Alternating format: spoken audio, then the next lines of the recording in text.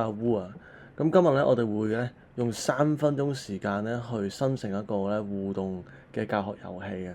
咁我哋用到咩工具咧？我哋會用到咧 Canva 呢一個 AI 嘅工具。其實佢本身咧係一個設計嘅工具嚟嘅，可以用佢嚟整好多唔同好靚嘅 PowerPoint。咁我遲啲都會拍片再講呢一樣嘢。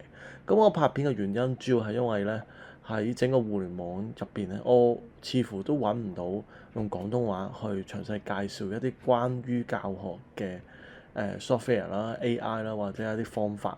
咁我就做第一個就拍片，想將我學到嘅嘢同大家分享啦。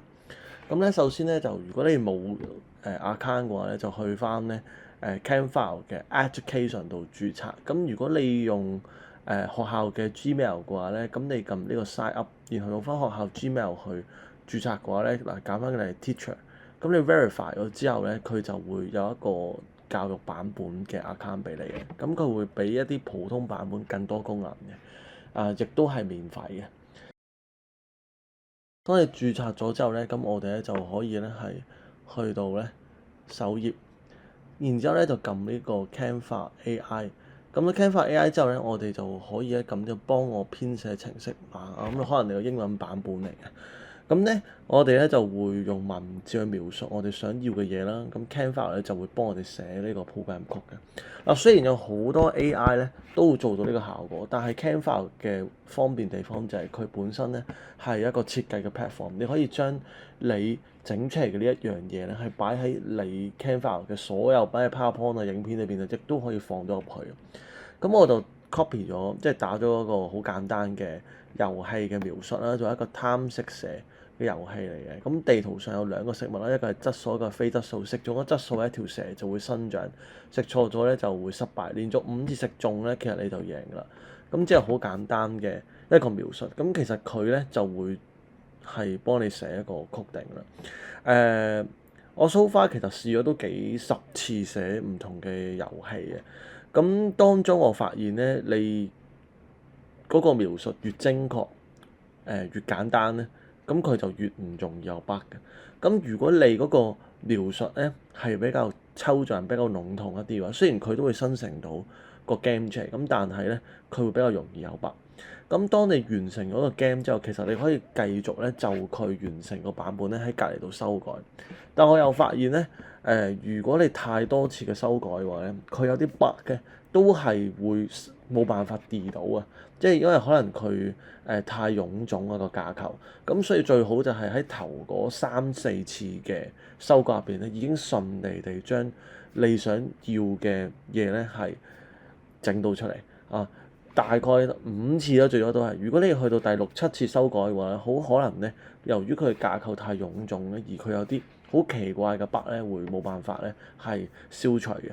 好，咁你見到佢而家個 program code 咧已經係500幾行㗎啦。因為我用得佢比較多咯，可能佢慢咗。其實一開始嘅時候佢好即係相對會再快啲。咁但係其實都係過咗大概分零鐘度。咁我哋咧再等多一陣啦，睇下佢咧最終係點。我咁完成㗎啦，OK。咁我哋咧就可以用上下週件啦。咁我哋撳開始遊戲啦。咁你見到咧，我其實咧係控制緊佢㗎。咁咧似乎咧佢提示咗我咧，綠色係一個質素嘅食物嚟嘅。咁我講真嗰句其實係好好玩嘅。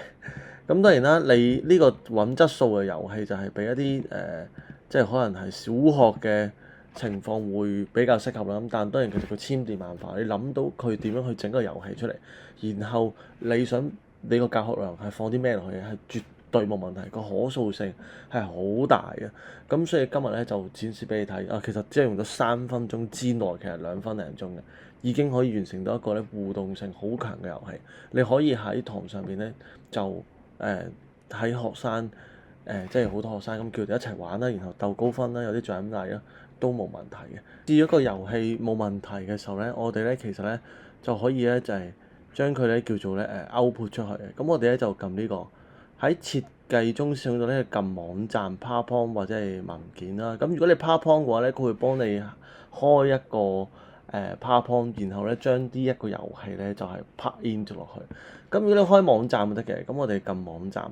咁如果開咗網站之後嘅話咧，咁基本上咧就你可以再做一啲微調，咁然後咧就撳發布網站。咁你發布網站嘅話咧，佢咧就好好地啊，你可以改你自己嗰、個、叫做 link 啊。咁改咗呢個 link 之後，你就可以將佢條 link share 俾其他人啦。咁其他人咧只要有嗰條 link 就會玩到你呢個遊戲。係啦，咁希望幫到大家。